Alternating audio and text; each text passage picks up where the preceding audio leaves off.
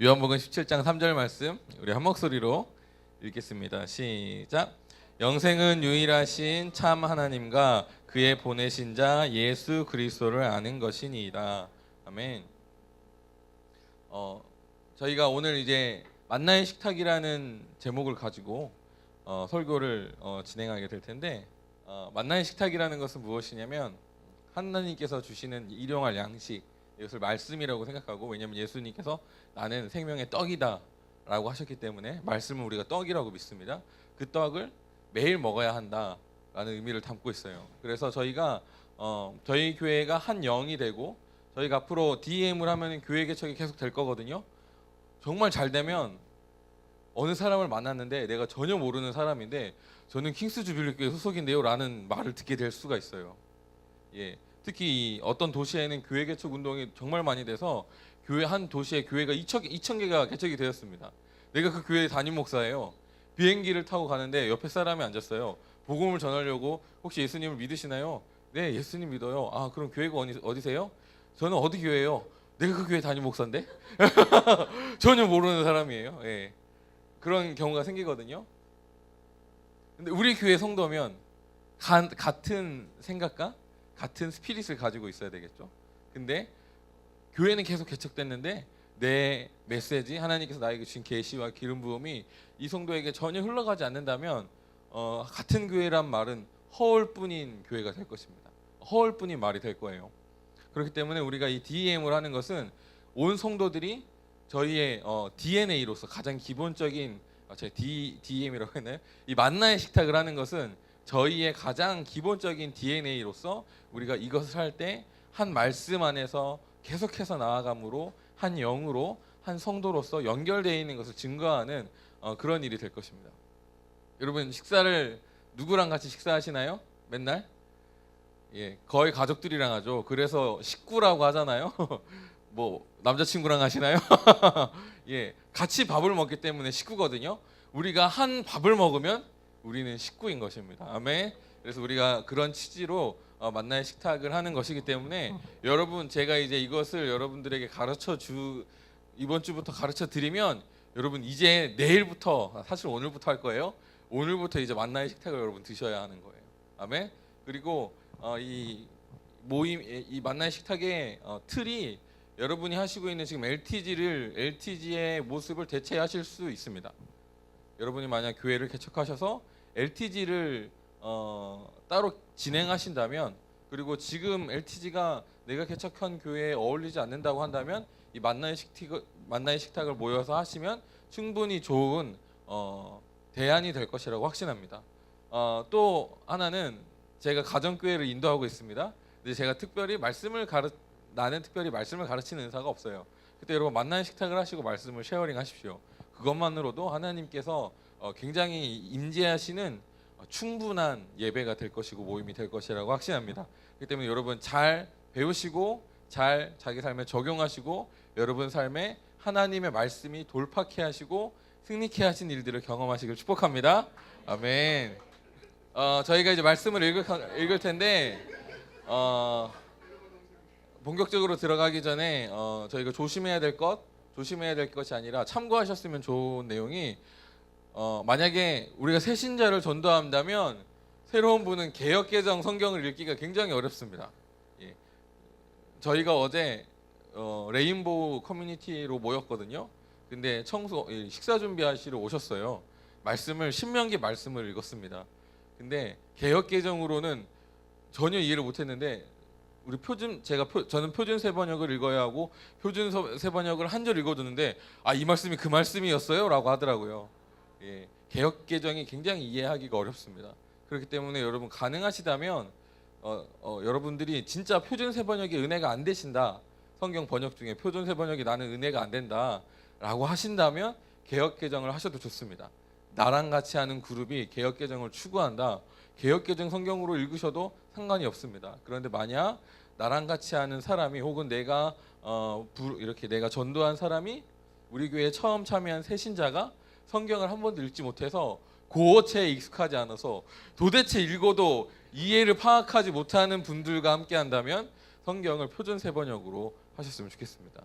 요새는 굳이 성경책을 사지 않아도 되거든요. 예, 핸드폰에 외부에서도 검색할 수 있고요.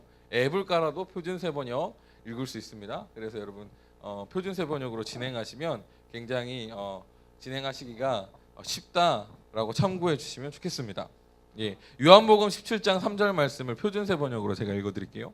예, 영생은 오직 한 분이신 참 하나님을 알고 또 아버지께서 보내신 예수 그리스도를 아는 것입니다.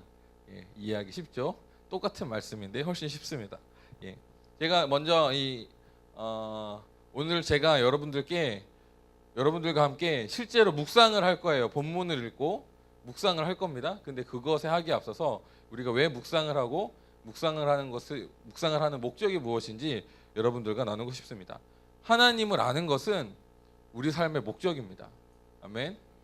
우리가 성도가 되었다면, 예수님을 믿는다면 우리 삶의 목적은 하나님을 아는 것이어야만 합니다. 왜냐하면 하나님을 알게 되면 진정한 행복을 누리게 되고 내가 채워짐을 경험하게 됩니다. 간단하게 재간증 하나 하겠습니다. 하나님이 나를 사랑하신다는 것을 제가 최근에 깨닫게 됐어요. 이전에는 채워지지 않았는데 하나님이 나를 사랑하신다는 것을 알게 되니까 제 정서가 점점 채워지면서 제가 이렇게 평안해지고 사람들이 저를 볼 때마다 이제는 얼굴도 편안해 보이시고 어려워 보이지 않으세요? 라는 말들을 해주는 변화가 저에게 일어났습니다. 특히 제 스스로 어떤 채워짐과 만족감이 제 삶에 있고 그런 여유가 생기는 것을 느끼게 되었습니다. 제가 굉장히 이렇게 뭐든지 최선을 다해서 작은 것을 하더라도 열심히 하는 타입이거든요. 청소를 하더라도 가능하면 때가 하나도 없었으면 좋겠고 바닥에 때가 하나도 없었으면 좋겠고 머리카락이 한 톨도 안 남았으면 좋겠고 그런 정도로 열심히 하는 편입니다. 이렇게 열심히 하면은 뭔가 마음에 보람이 있어야 되고 채워짐이 있어야 되고 만족감이 있어야 되는데 정말 열심히 살았고 예수님을 믿고 나는 사역자로 헌신했기 때문에 사역자로서도 최선을 다하고 살지만 뭔가 채워지지가 않는 거예요. 어떤 답답함이 있었습니다. 심지어는 제가 목표한 꿈도 많이 이루어졌고 그 부분에 있어서 어느 정도 성취도 있음에도 불구하고 더 이상 앞으로 나아가도 채워지지 않는 어떠한 공허함 이런 것들이 있었습니다. 그런데 제가 최근에 하나님의 사랑을 깨닫게 되었습니다. 하나님이 진짜 나를 사랑하신다는 것을 깨닫게 되었어요. 예전에는 제가 어떻게 하나님께서 나를 사랑하신다고 믿었냐면 나는 죄인이지만 예수님께서 십자가에 못 박혀 죽으셨기 때문에 예수님 때문에 하나님께서 나를 사랑하신다라고 생각했습니다. 그렇기 때문에 예수님이 나를 변호해주지 않는 순간은 하나님이 나를 사랑하시지 않는다라고 생각했어요. 그러니까 예수님과 상관없이 나의 원형은 하나님의 사랑을 받지 못하는 존재로 인식하고 살았습니다. 내 원형이. 근데 제가 최근에 깨닫게 된 것은 무엇이냐면 하나님께서 아담을 창조하셨을 때 아담 그 자체는 하나님의 사랑을 받는 원형이었다라는 것을 깨달았어요. 그것이 사단의 거짓말로 죄에 빠져서 이제 하나님의 사랑을 받지 못하게 되었고 예수님께서 그 죄의 문제를 해결하셨을 때 우리는 그 원형이 하나님의 사랑을 받는 자이기 때문에 우리는 하나님의 사랑을 받는 존재다라는 것을 깨닫게 됐습니다. 그래서 제가 내가 그냥 내 존재 자체로 예수님 때문이 아니라 내 존재 자체가 하나님의 사랑을 받는 존재구나 라는 것을 깨닫게 되었어요. 그러니까 그게 깨달아지면서 제가 집에서 아무것도 하지 않고 잠만 자도 채워지는 거예요. 하나님의 사랑이 느껴져요. 아무것도 하지 않았는데 하나님의 사랑이 느껴집니다. 예배하지 않고 기도하지 않고 말씀 보지 않고 막 사역을 위해서 막 이렇게 스트레스 받고 검은 연기 풍기지 않아도 그냥 가만히 있고 도리어 내가 사람들과 만나고 좋은 교제를 할 때 하나님이 진짜 나를 사랑하시는구나 이런 게 더욱더 실감나게 느껴지기 시작했어요. 그 전에 저는 뭔가 열심히 해야 하나님이 날 사랑하시겠지 그때서야 좀 느낄 수 있었는데 지금은 아무것도 하지 않아도 하나님이 나를 사랑하시는 것을 느낄 수 있게 되었습니다. 왜냐하면 내 존재 자체가 하나님께서 사랑하시는 존재임을 깨닫게 되었기 때문에 항상 평안하고 항상 주님의 은총이 나를 향해 있는 것을 느끼게 되었습니다. 제가 이걸 깨달았는데 그래서 하나님의 사랑이 느껴지는데 그래도 채워지지 않는 부분들이 있더라고요. 여전히 채워지지 않은 부분들이 있었어요.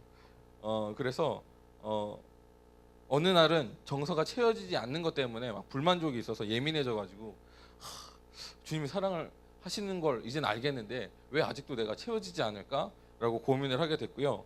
그런 고민을 하다가 이런 질문으로 주님께서 저를 인도해 주셨어요. 아, 내가 좋아하는 게 뭐지? 여러분 좋아하는 게 뭔지 아세요? 여러분이 좋아하는 거? 제가 이 질문을 스스로 던졌는데 모르겠는 거예요. 제 인생을 모두 다 사역과 가정과 아이들에게 헌신하니까 뭐 그만하세요. 돈이 생겨도 거기에 투자하고 시간이 생겨도 거기에 투자하고 그래서 내 삶을 완전히 내 존재 자체를 다른 이들에게 완전히 주고 나니까 내가 좋아하는 것 자체를 잃어버렸어요. 다른 말로 하면은 내가 나를 사랑하는 법을 잃어버린 거예요. 그래서 내가 좋아하는 게 뭔지 진지하게 고민했습니다. 그래야 답을 찾을 수 있을 것 같아서 진지하게 고민했어요. 내가 뭘 하면 좋지? 내가 뭘 하면 마음이 힐링이 되고 내가 약간 채워짐을 느끼고 그런 걸 느끼게 될까라고 진지하게 고민을 했는데 저녁에 깨달아지더라고요. 나는 산책을 좋아한다 라는 것을 깨닫고 그래 내가 이제 아이들을 양육하고 집사람을 위해 헌신하더라도 나를 위해서 오직 나를 위해서 산책을 해야 되겠다. 바람을 쐬러 가야 되겠다. 제가 시원한 바람 불면 너무 행복해지거든요. 예, 여러분 만년교회 딱 나가면 다리 위에 이런 얘기까지 하면 처량해지는 것 같은데 다리 위에 딱 가서 바람을 맞으면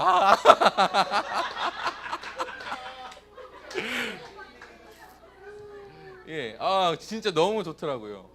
그날 산책을 하면서 그래 하나님이 나 사랑하시고 나는 되게 내 스스로 나는 귀한 존재구나. 예, 나는 귀한 존재구나라는 것을 느끼게 되었습니다. 그러면서 그리고 뭐 그 이후로도 이제 저에 대해서 내가 좋아하는 게 뭔지 생각하게 됐고 내가 이런 것들을 좋아하는구나라고 느끼게 되었어요. 특히 제가 좋아하는 것 중에 하나가 독서거든요. 제가 독서를 굉장히 좋아하더라고요. 그래서 예전에 진짜 책을 많이 읽었는데 어느 순간부터 독서는 사역을 위한 수단으로 바뀌었어요.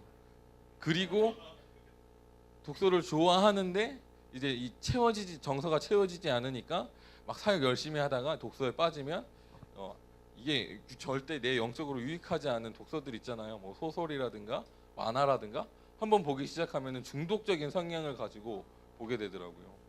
그러니까 채워지는 게 아니라 내가 채워지지 않으니까 여기에 그냥 완전히 중독되어 버리는 이런 형식으로 건강하지 못한 독서를 하고 있었는데 내가 독서 자체를 좋아하는구나라는 것을 깨닫고 독서 자체가 나를 사랑하는 것이다라는 것을 깨닫고 나니까 제 안에 중독적인 성향이 점점 제거되고 건강한 독서로 바뀌어가는 거예요.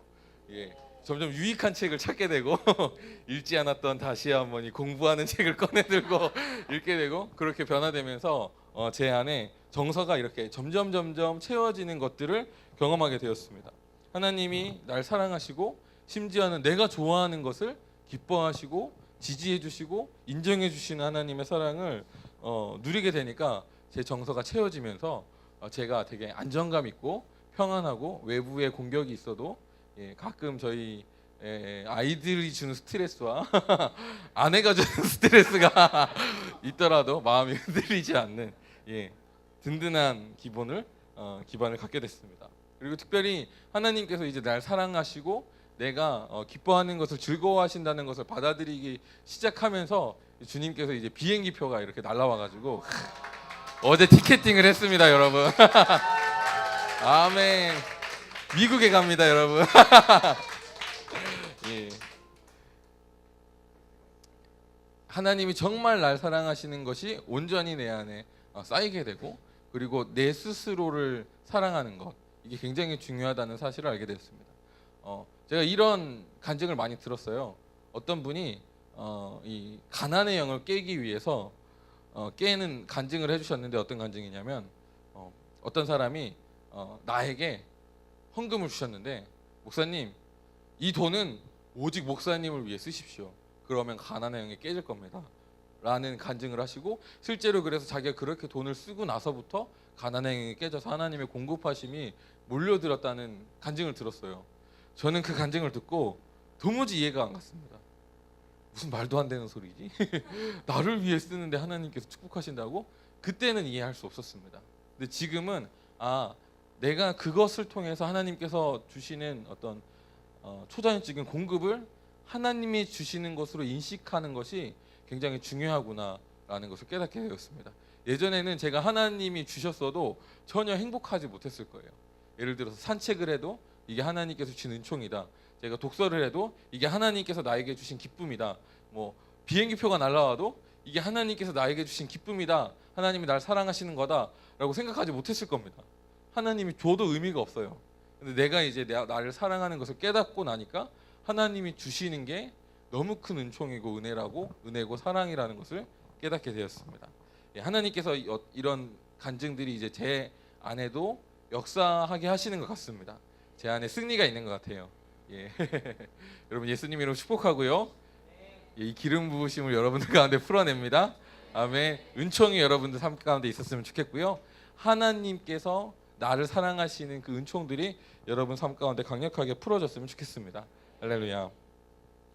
정리하겠습니다. 하나님을 내가 알게 되니까, 하나님이 나를 사랑하시는 것을 알게 되니까 내가 점점 채워짐으로 나아가게 되었습니다. 하나님이 누구신지 알게 되니까 내가 채워짐과 만족함과 충만함으로 나아가게 되었습니다. 하나님을 아는 것이 왜 중요할까요? 하나님을 알 때 내가 행복해지기 때문입니다. 할렐루야. 오늘 본문 말씀에 보면은 영생은 유일하신 참 하나님과 그의 보내신 자 예수 그리스도를 아는 것이다 라고 얘기하고 있습니다. 영생이라는 것이요, 인류의 최고의 가치예요. 요새는 영생 추구하는 사람은 별로 없거든요. 근데 예수님 시대만 해도 여러분 진시황이 불로초를 찾기 위해서 엄청난 돈과 투자를 해서 그렇게 노력했다는 걸 알고 있잖아요. 그 당시에 영생은 특히 모든 부귀영화를 누리는 최상위층에 있는 왕들이나 귀족들은 영생은 그 인생의 목표였어요. 그러니까 영생은 사람이 생각할 수 있는 최고의 가치, 최고의 목적을 의미합니다. 그 목적이 뭐라고 얘기하고 있냐면 유일하신 참 하나님과 예수 그리스도를 아는 것이다 라고 하고 있습니다. 그러니까 성경이 뭐라고 얘기하고 있냐면 인생의 삶의 목적, 최고의 가치, 최고의 추구하는 것은 하나님을 아는 것이다 라고 말하고 있는 것입니다.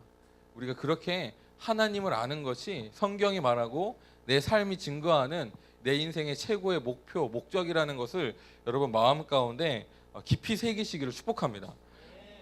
특히 우리 크리스천에게 하나님을 아는 것보다 귀한 것은 없습니다. 여러분 제가 계속해서 이 내용에 대해서 더욱더 여러분들에게 나눌 건데, 하나님을 아는 것이 나를 돌파하게 하고, 하나님을 아는 것이 내 삶에 엄청난 유익을 주고, 하나님을 아는 것이 내 부르심을 이루게 하는 가장 강력한 키입니다. 계속해서 이걸 나누게 될 텐데요. 여러분 이것들을 명심하시고 제 설교를 들어주시기를 부탁드리겠습니다. 그렇다면 우리는 하나님을 어떻게 알 수 있을까요? 이 세상은 하나님께서 창조한 세상이거든요. 다른 말로 얘기하면 하나님으로부터 나왔어요. 그러면 우리가 이 세상을 보면은 하나님으로부터 나왔기 때문에 하나님이 누구신지 깨달을 수 있게 됩니다. 그게 정상적인 통로예요. 예를 들어서 공유를 보면 아빠가 어떻게 생겼는지 알 수 있잖아요. 예, 그렇게 하나님으로부터 나온 피조물을 보면 하나님이 어떤 분인지를 알 수 있어야 되는 것이 정상입니다. 그런데 우리가 세상을 본다고 하나님을 알 수 있을까요? 없을까요? 만약 정상적이라면 우리는 세상을 보면서 하나님을 알 수 있어야 됩니다. 예를 들어서 바다를 보면 하나님이 광대하시다 이런 걸 알 수 있어야 되고, 산을 보면 하나님이 굳건하시다 이런 것을 알 수 있어야 되죠. 근데 사단이 이 세상에 들어왔어요. 사단은 거짓말하는 자입니다. 다른 말로 얘기하면 왜곡하는 자예요. 그래서 우리가 피조물을 보면 하나님을 봐야 되는데 사단이 피조물 자체가 오염된 게 아닙니다. 우리의 관점을 왜곡시켰습니다. 우리 안에 거짓말이 많이 이미 들어와 있어요. 그렇기 때문에 우리가 동일한 피조물을 봐도 하나님을 온전히 아는 것이 아니라 왜곡된 시각으로 봄으로 우리가 하나님을 오해하게 되는 일들이 일어납니다. 왜냐하면 사단이 이 세상에 들어와서 우리 가운데 역사하고 있기 때문입니다. 지금은 죄가 관영합니다. 아담이 범죄한 이후에 우리는 사단의 권세 아래 위치하고 있습니다. 그래서 사람이 행하는 모든 것에 죄의 영향력이 있습니다. 사람이 생각하는 모든 것에 죄의 영향력이 있어요. 왜곡이 있습니다. 거짓말이 있습니다. 그렇기 때문에 우리가 이 왜곡된 관점으로 피조물을 보면 어떻게 되냐면, 원래 피조물을 보고 하나님을 바라볼 수 있어야 되거든요. 왜곡된 관점을 가지고 있는 우리가 피조물을 보면 우리가 어떻게 하게 될까요? 예를 들어서 태양을 보면 하나님의 선하심을 여러분 느끼실 수 있습니까?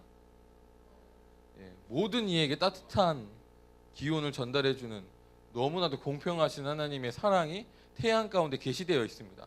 근데 왜곡된 시각을 가지고 있는 사람이 태양을 본다면 어떻게 될까요?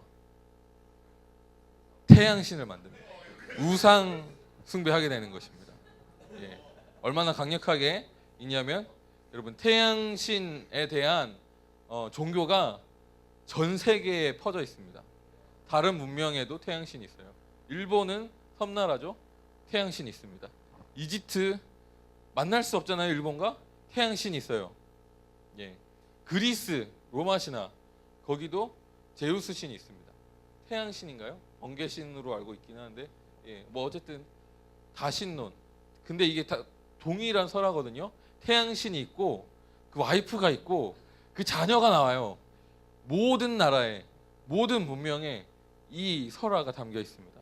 왜곡된 시각이 우리 가운데 들어왔기 때문에 우리가 피조물을 보고 하나님을 발견하는 것이 아니라 우상을 만들게 되는 일들이 일어나는 것이죠. 그래서 원래는 우리가 피조물만을 보고도 하나님을 발견할 수 있었어야 되는데, 이젠 도무지 사람이 피조물을 보고선 하나님을 발견할 수 없으니까 하나님께서 우리가 하나님을 볼 수 있도록 하나님을 나타내는 책을 주셨어요. 그게 뭘까요? 성경입니다. 성경은 하나님을 계시하고 하나님을 나타내는 책입니다.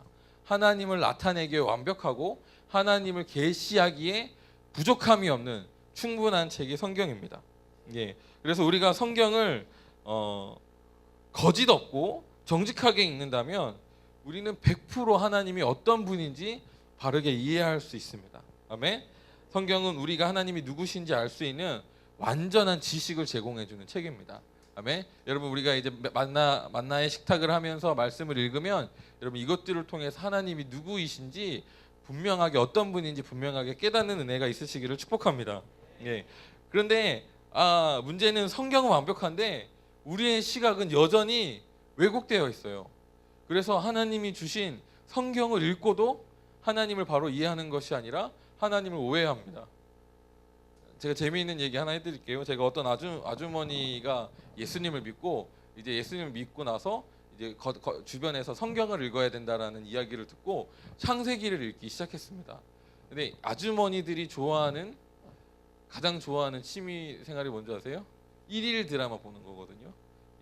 1일 드라마는 주로 주제가 뭐냐면 가정사의 난잡함이라고 해야 될까요?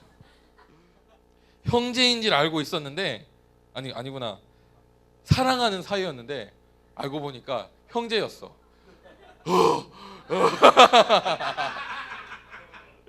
깜짝 놀라죠. 어떻게 그런 일이? 형제인지 알고 있었는데 알고 보니까 주워온 자식이었어. 우와.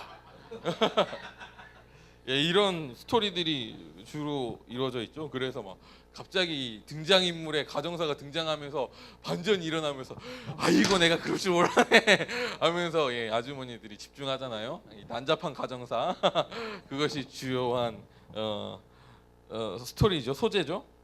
이분이 예수님을 영접하고 성경을 읽었어요. 창세기를 읽었습니다. 이분이 창세기를 읽었는데 굉장히 힘들어하셨습니다. 목사님, 성경이 너무 난잡해요. 이게 어떻게 성경일 수가 있죠? 라고 얘기하는 거예요. 왜 그런지 아시죠?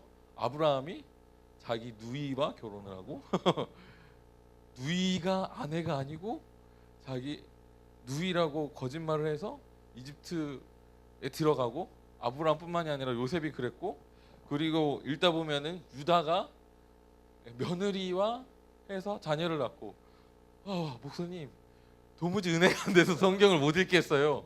여러분, 이게 지금 제가 말하는 게 이해가 가시나요? 저희가 교회 안에서 오래 읽으면은 그런 생각 전혀 안 하거든요. 저는 그렇게 성경을 읽으시는 아주머니를 보고 와, 이렇게도 성경을 읽을 수 있구나. 이렇게도 성경이 보이는구나 깜짝 놀랐어요. 그러니까 왜곡된 시각을 가지고 있으면 동일한 성경을 봐도 은혜를 못 받고 진리를 깨닫지 못하게 될 수 있다는 것이죠. 예. 지금 제가 굉장히 별거 아닌 소재를 가지고 재미있게 얘기하잖아요. 근데 만약에 이렇게 왜곡된 시각을 관점을 가지고 있는 사람이 저명한 신학자고 저명한 학자라면 어떻게 될까요? 예. 그리고 그것들이 바른 관점이라고 가르치고 영향력을 발휘하기 시작한다면 어떻게 될까요? 실제로 그런 일이 일어났을까요? 일어났습니다. 예. 자유주의 신학이라는 잘못된 관점이 신학교에 유행을 했고 그것이 지금은 뭐 잘 모르겠어요. 굉장히 신학교에 영향력 있는 성경 해석법으로 적용되었고 가르쳐주고 있습니다. 목회를 하고자 하는 지망생들이 학교에 가서 그걸 배우면 은혜가 안 되고 믿음이 사라지는 거예요. 교수님이 들어와서 첫 번째 하는 얘기가 뭔지 아세요? 아직도 동정녀 탄생을 믿는 신학생들이 있나요? 동정녀 탄생을 실제라고 믿는 사람이 있나요? 라고 질문을 하세요. 그냥 단순한 설화일 뿐이다. 은혜가 하나도 안 되죠.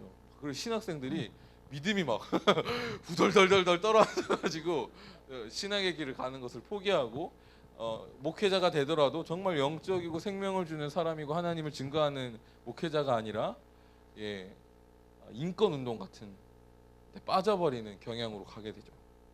실제로 그런 일이 있었습니다. 근데 단순히 신학교에만 있는 것이 아니라 저희도 신앙생활하면서 흔히 잘못된 성경을 읽는 관점으로 괴로움을 당해왔습니다. 그 중에 하나가 뭐냐면 율법주의죠. 이것도 잘못된 방법인데 우리가 율법주의적인 관점으로 성경을 보면서 굉장히 많은 괴로움을 받았습니다. 또 하나 잘못된 관점은 무엇이냐면 기복주의적인 성경 해석입니다.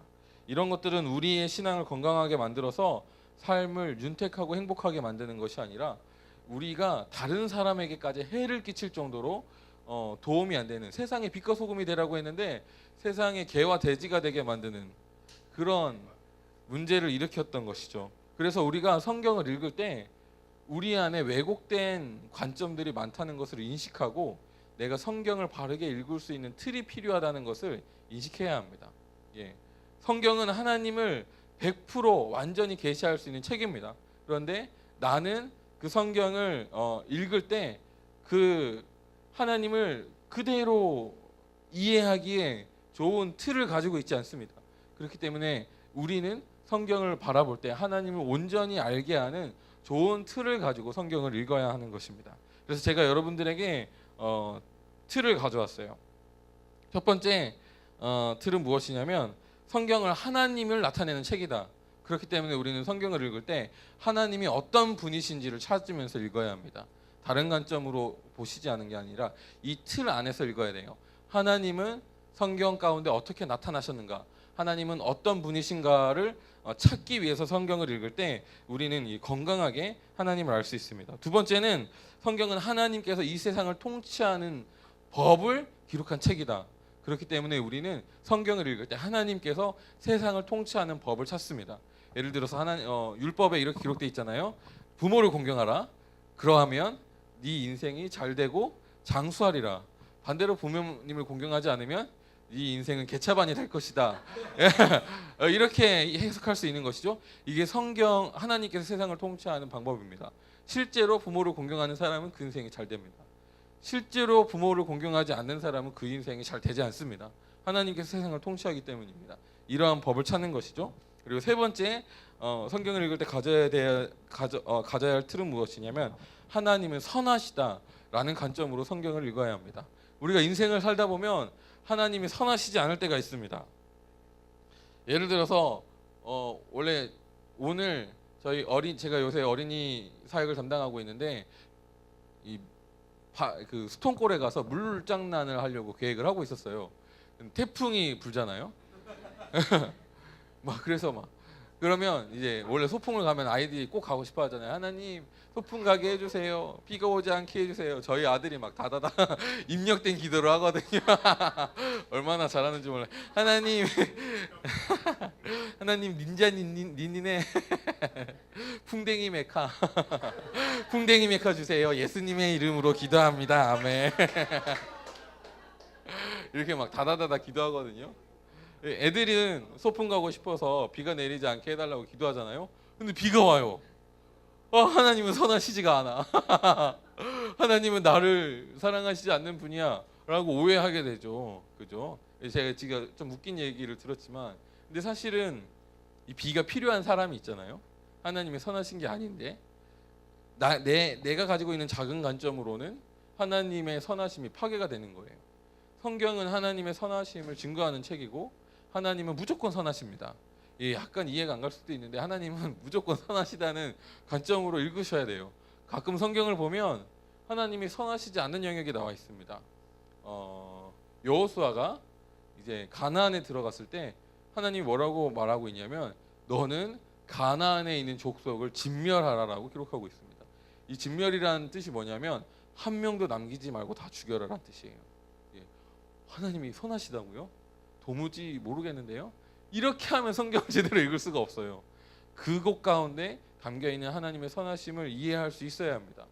때로는 우리가 성경을 읽을 때 내 인생의 경험을 통해서 하나님이 선하시다는 것을 인식하지 못하고 받아들일 수가 없을 때가 있는데, 그때도 무조건 하나님은 선하시다라는 기본적인 개념으로 그 상황을 이해하려고 노력하고 그 말씀을 이해하려고 노력하셔야 합니다.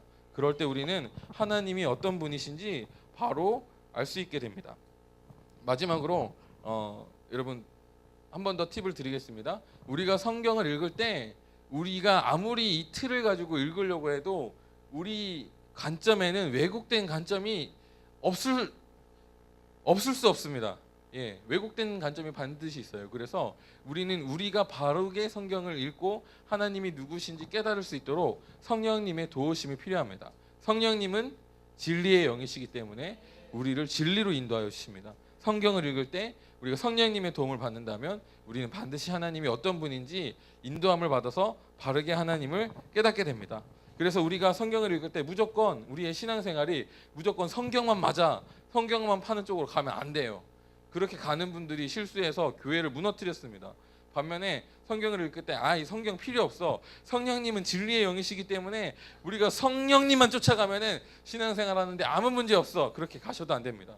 반드시 성경과 성령을 같이 함께 나아가는 방법으로 우리가 나아가야 됩니다. 그래서 저희가 적용하고자 하는 성경 묵상법이 이름이 뭐냐면 성령의 검 묵상법이에요. 묵상법인데 제목이 성령의 검입니다. 성경과 성령을 힘입어서 다 같이 함께해서 우리가 바른 계시로 나아가고자 하는 것이 이 방법입니다. 그래서 저희가 지금 읽은 틀로 우리가 오늘 본문 말씀을 읽어보고 한번 묵상을 해보도록 하겠습니다. 실습을 해야 여러분들 내일부터 할 수 있으니까 저희가 짧게 했으면 좋겠어요. 간단하게 하는 방법 알려드릴게요. 여러분 제가 나눠주신 페이퍼를 보면은 앞에는 여러분이 적어야 되는 내용들이 있고요. 뒷장에는 여러분들이 읽으셔야 될 본문이 있습니다. 오늘 감사하게도 본문이 굉장히 짧습니다.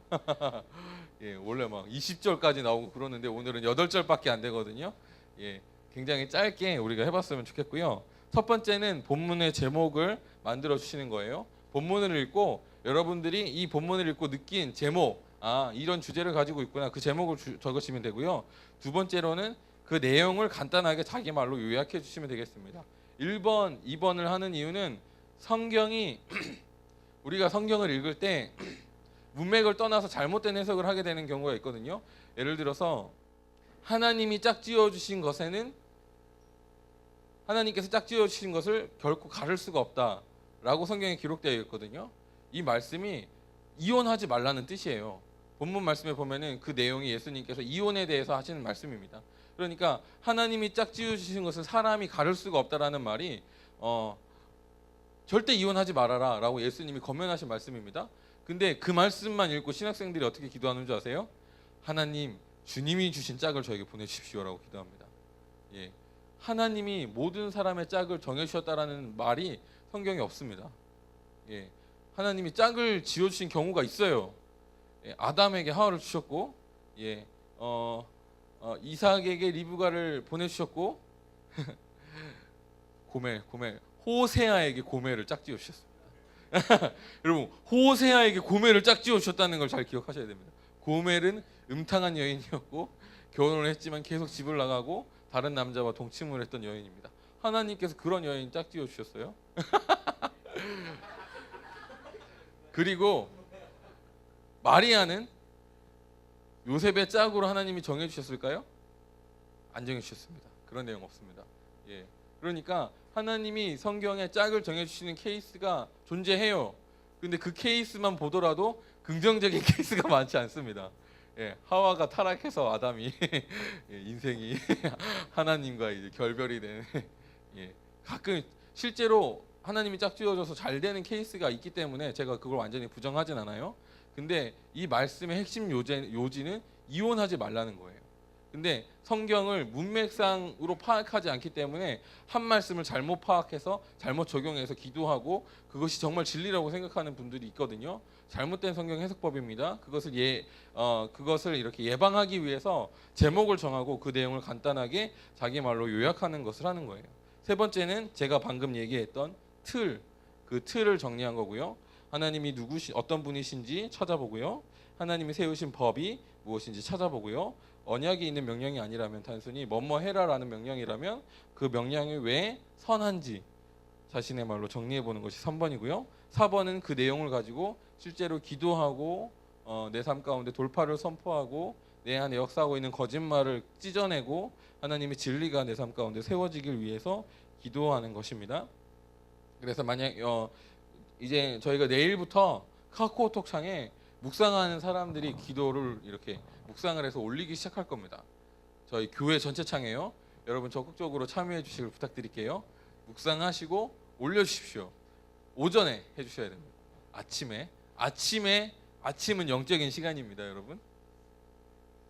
예, 그렇기 때문에 꼭 아침에 해주시길 부탁드리고요.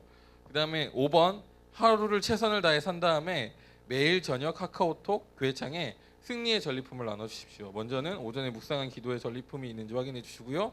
두 번째, 그것이 없는 것 같으면 하나님께서 오늘 내게 주신 승리가 무엇이 있는지 생각해 보고요. 그래도 없으면 하나님께서 내 관점으로는 없는데 하나님의 관점으로는 이것이 승리다라고 주신 것이 있는지 여쭤보고요. 주님께서 주신 감동이 있다면 주님께서 이것을 나에게 승리로 주셨습니다 라고 간증하고, 그리고 이 승리를 우리 여러분들에게 흘려보냅니다 라고 승리의 임파테이션을 선포해 주시는 카카오톡 그 내용을 매일 저녁 교회창에 올려주시면 되겠습니다. 그렇게 한다면 정말 여러분들이 말씀 안에서 하나님을 알아가고 하나님을 아는 것이 내 삶을 충만하게 하는 그런 놀라운 은혜들을 누리게 되실 것이라고 확신합니다. 아멘. 자, 저희 한번 해보도록 하겠습니다. 같이 본문을 큰 소리로 읽을게요. 그리고 1번을 2번을 하시고요, 3번을 하시고요, 4번을 하셨으면 좋겠습니다. 일단 본문을 같이 읽고요. 저희가 조를 짤게요. 5명 정도 조를 짜고 5명 정도 조를 짜고 이게 어렵지 않은 분들이 주변 사람들을 지도해 주셔서 잘할 수 있도록 해주셨으면 좋겠고요. 어려우신 분들은 저에게 어떻게 하는지 물어봐 주시면 되겠습니다. 우리 같이 한 목소리로 읽겠습니다. 뒤에 보면은 표준세 번역으로 있죠. 디모데후서 1장 1절에서 8절 우리 한 목소리로 표준세 번역 읽도록 하겠습니다. 시작. 하나님의 뜻으로 그리스도 예수 안에 있는 생명의 약속을 따라 그리스도 예수의 사도가 된 나 바울이 사랑하는 아들 디모데에게 이 편지를 씁니다.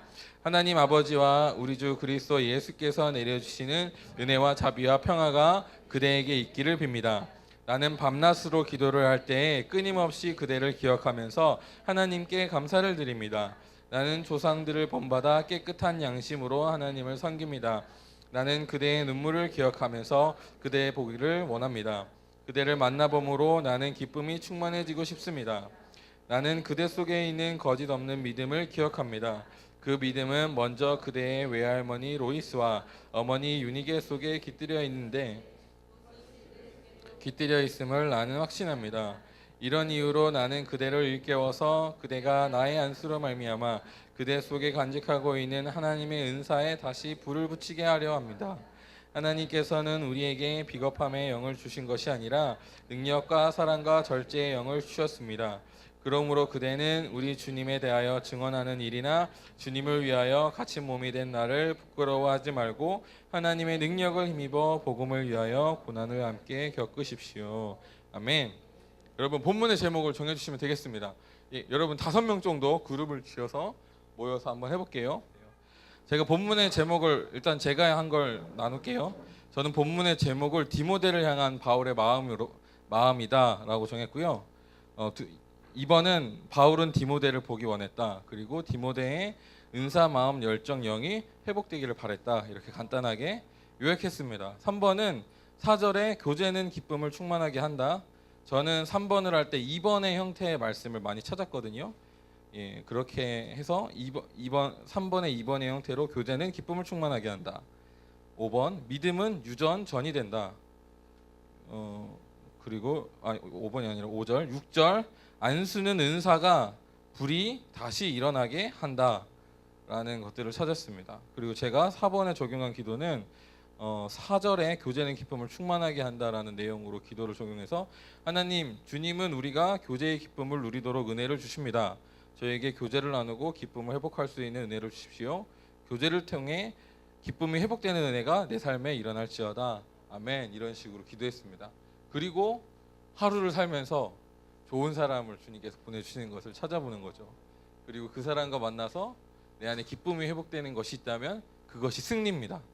그러면 그걸 저녁에 가지고 나눠서 카카오톡에 승리를 나눠주시고 교제를 통해 기쁨이 회복되는 은혜를 여러분들에게 풀어냅니다 라고 저녁에 나눠주시면 그것들이 승리가 임파테이션 되는 것이죠. 예, 더 구체적인 내용들은 다음 주에 나누도록 하고요. 제가 하고 싶습니다. 제가 오늘 본문 말씀을 발표하고 싶습니다. 예, 할렐루야. 예, 적극적인 우리 킹스주빌리 교회 할렐루야. 하고 싶어하는 킹스주빌리 교회 할렐루야. 예, 일단 우리 지연이가 교사팀으로서 정말 오랫동안 훈련된 지연이가 해주도록 하겠습니다. 네. 저는 본문의 제목을 바울이 사랑하는 디모데에게 쓰는 편지 이렇게 만들었고요. 내용을 이제 요약한 것은 바울이 디모데에게 은혜와 자비와 평강을 빌어주며 권면하고 기도하는 말을 전한다. 이렇게 요약을 했습니다.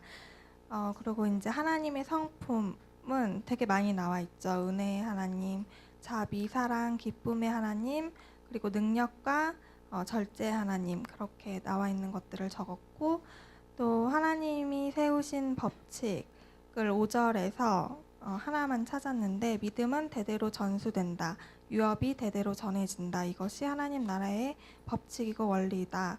네, 그렇게 찾았고, 이제 4번에 어떻게 이걸 이제 적용해서 기도로 적어야 되잖아요. 그래서 이렇게 적었어요. 나의 주위에 믿음의 어른들과 나의 부모님으로부터 받은 선한 유업과 믿음에 대해 기억하고 무엇이 있는지 적어보려고요. 적어보고 믿음으로 나에게 임하였음을 기억하고 선포할 것입니다. 그리고 그 유업이 나의 때에 더욱 폭발할 것임을 선포합니다. 이렇게 적었습니다. 예, 잘했죠. 이렇게 하시면 되고요. 우리 한 명만 더 하도록 하겠습니다. 저를 바라보시는 분들에게 제가 기회를 드리겠습니다. 여러분 저를 바라봐 주십시오. 예, 아무도 저를 바라보시지 않네요. 이명희 선교사님 와서 좀 해주시면 감사하겠습니다. 열심히 안 해도 됩니다. 저도 지연자매하고 좀 비슷하거든요. 그러니까 바울이 사랑하는 아들 디모데에게 편지를 씁니다. 제목이고요. 이해하세요? 제 정면을 잘 보고. 그다음에 사도 바울이 디모데 영적 아들에게 격려와 내용 요약은 격려와 권면의 편지를 전했고 사도 바울이 디모데를 중보했고 주님의 증인되는 것을 부끄러워하지 말고 하나님의 능력을 힘입어 복음을 위하여 고난을 받으십시오. 내용 요약이고요. 그다음에 하나님이 어떤 분이신지 저는 그 능력과 사랑과 절제와 은혜와 자비와 평강의 하나님, 그리고 하나님이 세우신 법칙과 원리는 하나님이 우리에게 비겁함의 영을 주신 것이 아니라 능력과 사랑과 절제의 영을 주셨다. 그리고 언약이 있는 명령이 아니라 단순한 명령이라면 그 명령이 왜 선한지 생각해보고 자신의 말로 정리해 보십시오. 저는 여기서 제일 감동이었던 게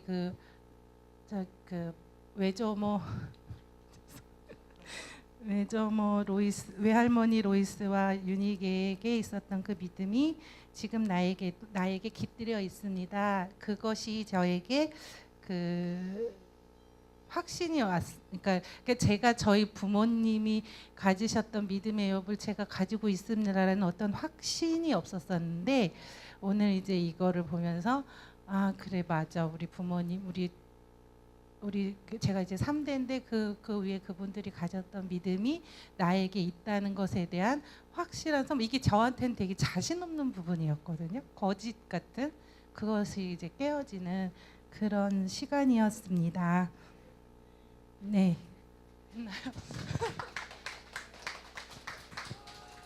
예, 여러분 다른 분들도 엄청 잘하셨을 것이라고 확신합니다. 예, 이게 묵상이란 게요. 하루 하면은 내가 변했나? 라는 생각이 들거든요.